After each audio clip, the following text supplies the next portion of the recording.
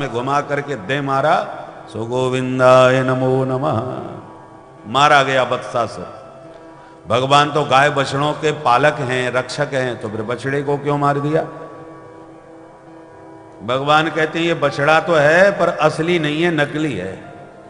ये राक्षस है जो बछड़े के भेष में आया है, इसलिए इसको मारा है। वृषभ माने धर्म। भगवान कहते हैं धर्म की तो हम रक्षा करेंगे, धर्म संस्थापनार्थाय संभवामि। मेरा तो अवतार ही धर्म की स्थापना के लिए हुआ है, तो वृषभ तो धर्म का स्वरूप होता है, उसकी तो मैं रक्षा करूंगा।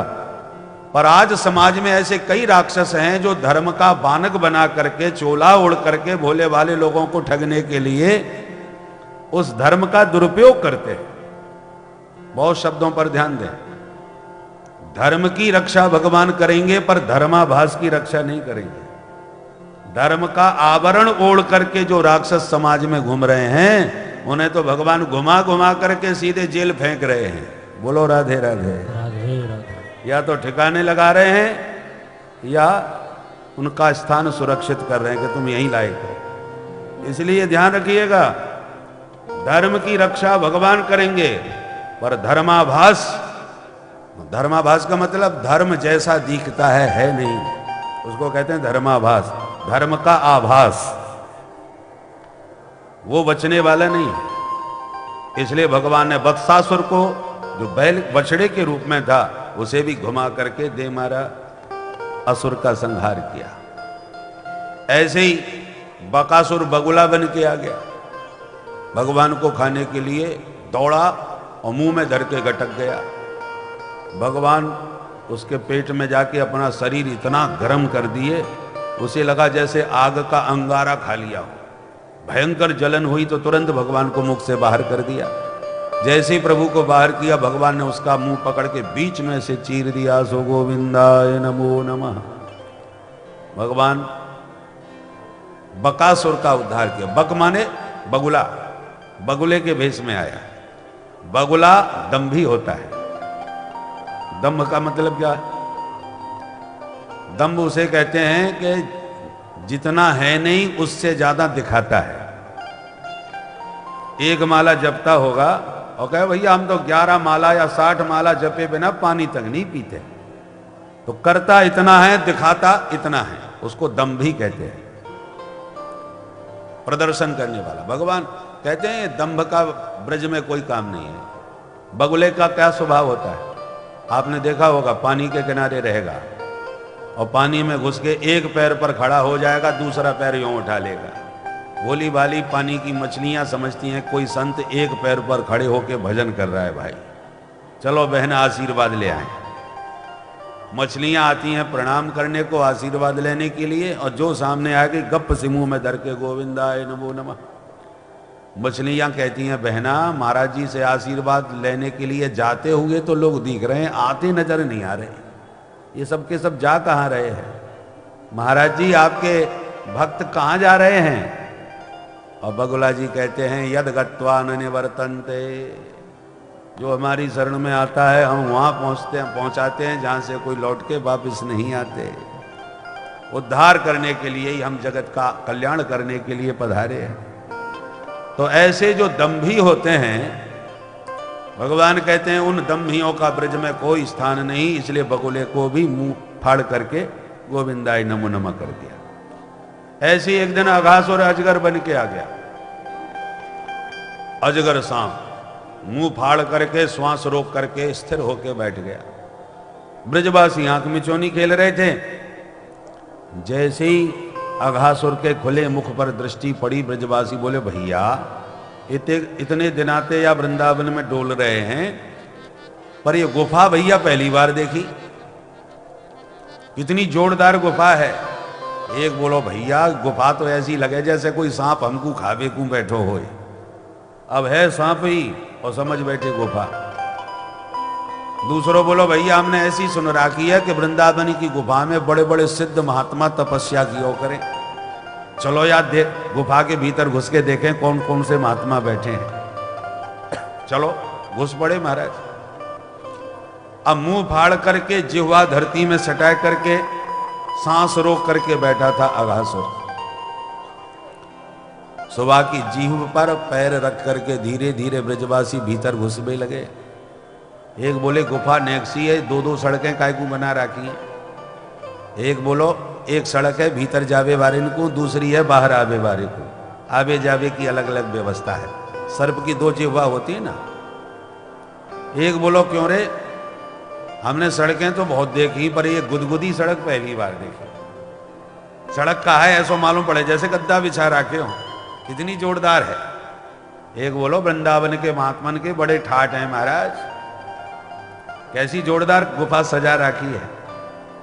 एक बोलो चोरे या गुफा के चारों तरफ ये खूंटे काय गुण ठोक रखे, दांतन को देख के बोलो।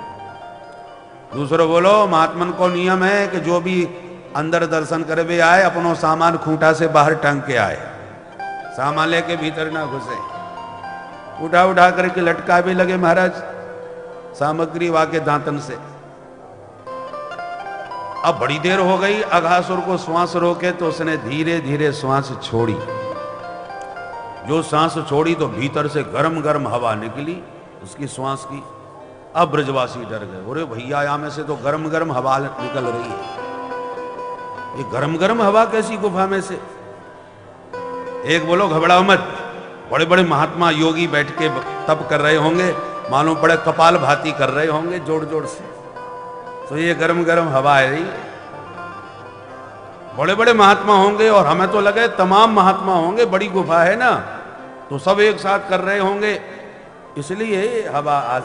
एक बोलो क्यों रे, यदि महात्मा है अंदर तो हवा में दुर्गंध क्यों आ रही है। अब वो तो मांसाहारी अघासुर पापी, दुर्गंध युक्त हवा कैसे। तो एक बोलो हमें तो लगे भैया या गुफा में कोई जीव जंतु घुस गयो और वहीं मर गयो कहीं, तो कोई जानवर मर गयो होएगो, सड़ गयो होएगो तो बाकी दुर्गंध आवे लग गई।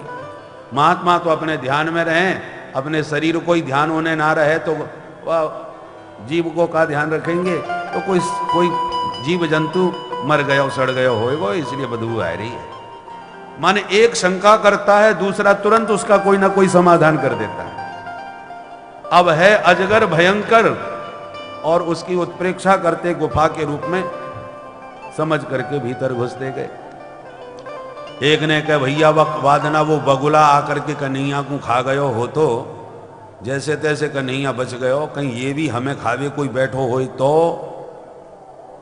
तो दूसरो बोलो फिर यदि बैठो होएगो बकासुर की तरह कोई असुर तो हमारो कन्हैया भी तो हमारे संग में ही है। अयम तथा चेत बकवत विनंशति, यदि बगुला की तरह ये कोई भयो तो हमारो कन्हैया जैसे बागू पकड़ के चीर दियो वैसे यागू भी मार देगो, इसलिए डरो मत, चलो भीतर। कर ताडनेरी ययहु, ताली बजाते हुए शोर मचा के सबके सब भीतर बबरे चले गए। जैसे भीतर घुसे तो महाराज भीतर घुसते ही उसकी विषाग्नि में सब मूर्छित होने लग गए।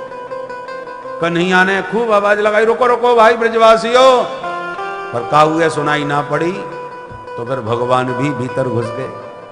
जैसे ही प्रभु ने इसके मुख में प्रवेश किया इसने पट से मुंह बंद कर लिया और सबके सब ब्रजवासी इसके मुंह में बंदी बन के बेहोश हो गए। और भगवान ब्रजवासियों को निकाल के बाहर ले आए और बाहर आते ही इसकी प्राण ज्योति भगवान के श्री चरणों में प्रविष्ट हो गई। बोल भक्त वत्सल भगवान की जय। सुखदेव जी कहते हैं परीक्षित, पर आज अघासुर मरा और 1 वर्ष के बाद ब्रजवासियों ने घर में आके कहा कि मैया तेरे कन्हैया ने आज अघासुर मार दियो। परीक्षित हैरान, महाराज आज की घटना 1 साल के बाद ब्रजवासियों ने क्यों सुनाई। सुखदेव जी कहते हैं सुनो, अघासुर के मुख से बाहर निकलते ही प्राण बच गए और ब्रजवासी कन्हैया से बोले लाला तेने आज हमारे प्राण बचाए दिए। बड़े बड़े असुर मारे कन्हैया, ये क्षुधासुर है और मार दे। बड़ी जोड़ की भूख लग रही है अब तो। भगवान बोले तो अपने कलेबा संग में लेके आए, चलो बैठ के खाएं। तो सारा अपना अपना कलेबा वृक्षों पर लटका देते थे ब्रजवासी। जब भूख लगी तो उतार उतार करके जमुना जी की रेती में बैठ करके जमुना तट पर भोजन पाना प्रारंभ किया।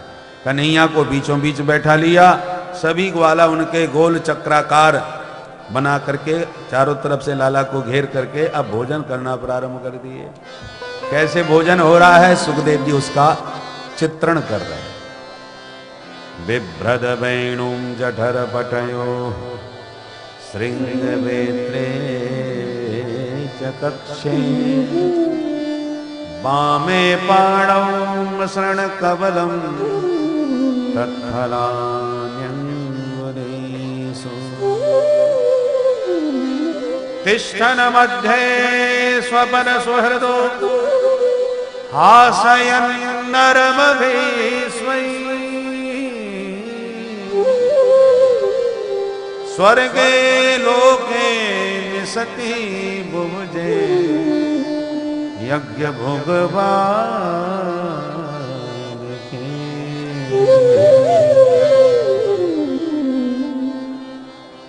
भगवान भोजन पाते समय पीतांबर उतार के कमर में बांध लेते हैं। बिभ्रद वेणुं जठर पटयो, कमर में जो पीतांबर बांध लिया, उस बंधे हुए पीतांबर में एक तरफ श्रृंगी और दूसरी तरफ बंसी को खुरस लेते हैं।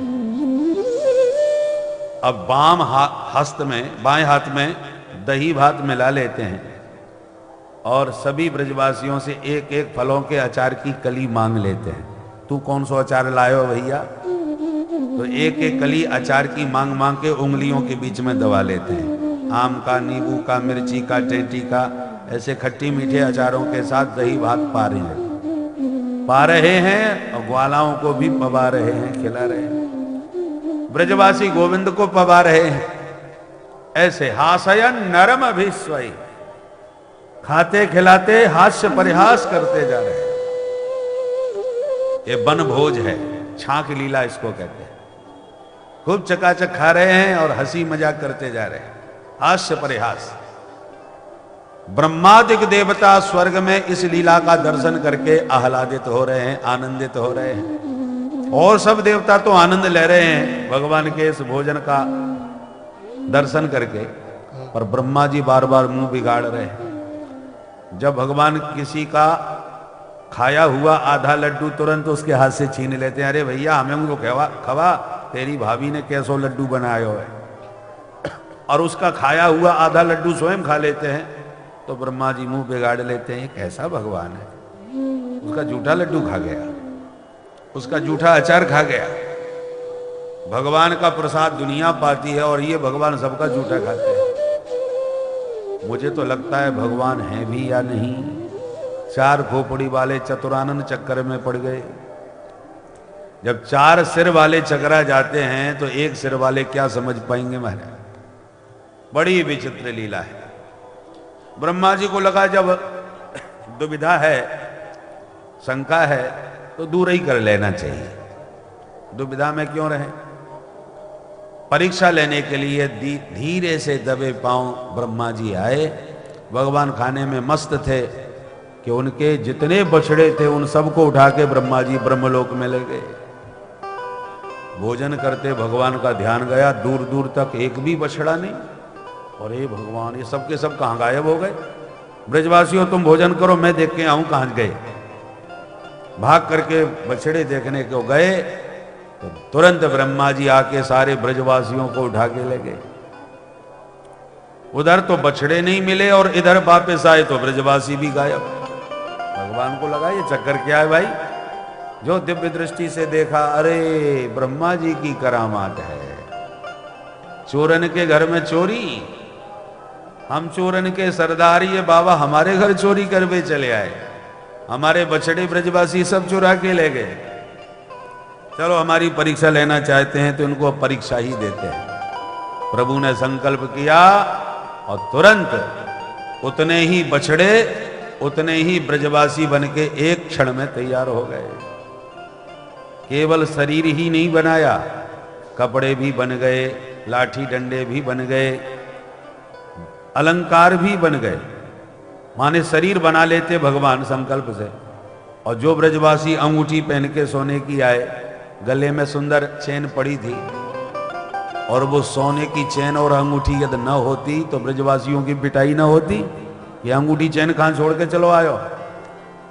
इसलिए वस्त्र आभूषण लाठी डंडे जो जिसके हाथ में जो था उस सब के सब भगवान बन के तैयार हो गए और सर्वम विष्णुमयम जगत इस महावाक्य को चरितार्थ कर दिया इस लीला में।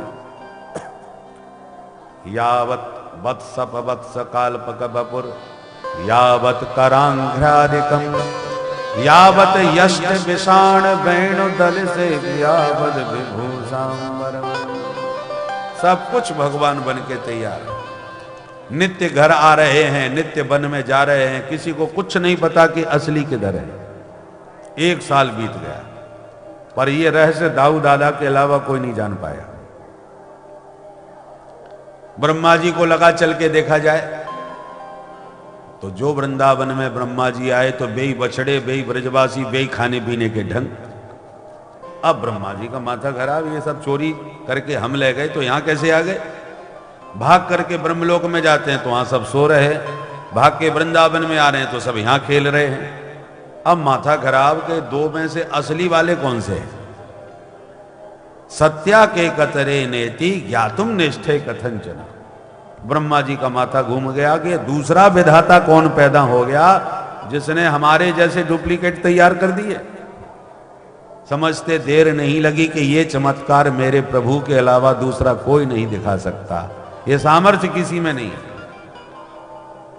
तुरंत भगवान की महिमा समझ में आ गई और सारे बछड़े ब्रजवासियों को ब्रह्मलोक से वापस ला के विधाता ने भगवान के चरणों में साष्टांग प्रणाम करते हुए सबको लौटा दिया। असली ब्रजवासी लौटे तो नकली जो रूप थे भगवान ने गायब कर दिए और ब्रह्मा जी चरणों में लोटपोट होने लगे। क्योंकि चारों मुखों से दंडवत करना चाहते हैं तो चारों मुख चारों तरफ हैं, तो खोपड़ी चारों सिर से प्रणाम करना है तो लोटपोट तो होना पड़ेगा। भगवान के चरणों में लोटपोट होते ब्रह्मा जी को देख के असली ब्रजवासी बोले, ओरे कन्हैया ये चोमुआ कौन आ गए हो भैया, ये 4 मुंह वाला कौन है। इसलिए उस स्थान का नाम पड़ गया चोमुआ। वृंदावन से आज जब आप दिल्ली की तरफ जाएंगे छठीकरा होकर, तो छठीकरा के बाद जो पहला कस्बा आता है मुख्य हाईवे पर, उसका नाम है चोमुआ। माने चारों मुखों से उसी स्थान पर भगवान ने ब्रह्मा जी ने प्रभु की स्तुति गाई थी। गदगद होके ब्रह्मा जी स्तुति गा रहे हैं। नौमीड्यते भ्रवपुषे तडिदंबराय गुंजावतंस परिपेक्षण सन्मुखाय वन्यस्रजे कवलवेत्र विषाण वेणु लक्ष्मश्रिये मृदुपदे पशुपांगजा। हे ईड्यते नौमी, हे प्रभु आप ही स्तुति करने योग्य हैं। मैं आपको बार बार नमन करता हूं, आपका स्तवन करता हूं। तटित अंबराय, आपके सांवले श्री अंग पर पीला पीतांबर ऐसा लग रहा है जैसे नीले मेघ मंडलों में बिजली चमक रही है।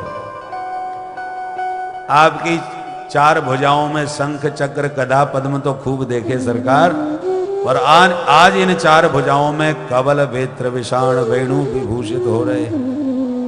एक हाथ में बंसी, एक हाथ में लाठी, एक हाथ में भोजन का ग्रास, तो एक हाथ में श्रृंगी। ऐसे है नंद नंदन गोपाल, आपके श्री चरणों में मेरा बारंबार प्रणाम। पशुपांग जाए शब्द के बहुत से अर्थ आचार्यों ने किए। ब्रह्मा जी कहते हैं आपका जो श्री विग्रह है, शरीर है, ये मेरा बनाया हुआ नहीं है, इसलिए 5 भौतिक विकार भी आपके देह में नहीं हो सकते। न तो भूतमयस्य कोपी। जो ज्ञानी पुरुष आपके चरणों की भक्ति को छोड़कर सिर्फ ज्ञान में ही परिश्रम करते रहते हैं, उन ज्ञानियों का परिश्रम उसी प्रकार बेकार हो जाता है जैसे भूसी कूट के जो दोबारा चावल निकालना चाहे तो श्रम ही हाथ लगेगा, भूसी में चावल मिलने वाले नहीं। स्थूल तो सावघा देना। बहुत प्यारी स्तुति गाई। यहां तक कह दिया कि प्रभु ये सारा ब्रह्मांड आपके पेट में है, तो मैं विधाता सृष्टिकर्ता ब्रह्मा भी तो आपके पेट का ही बच्चा हूं। पेट में बालक होता है, कभी कभी हाथ पैर फटकारता है, माँ को दर्द भी पहुंचाता है, पर माँ उसके दिए हुए दर्द को बुरा नहीं मानती, बल्कि मन में प्रसन्न होती है, बच्चा मेरा ठीक है, स्वस्थ है। तो जैसे माँ अपने गर्भस्थ शिशु के पाद प्रहार की पीड़ा से प्रसन्न ही होती है, उसे दंड नहीं देती, उसका बुरा भी नहीं मानती, प्रभु ऐसा ही मुझे अपना गर्भस्थ शिशु मान करके माफ कर दीजिए, मेरी बात का बुरा मत मानिए। उत्क्षेपणम गर्भगतस्य पादयो किम कल्पते मातुरघोक्षजागसे किमस्ति नास्ति व्यपदेशभूषितः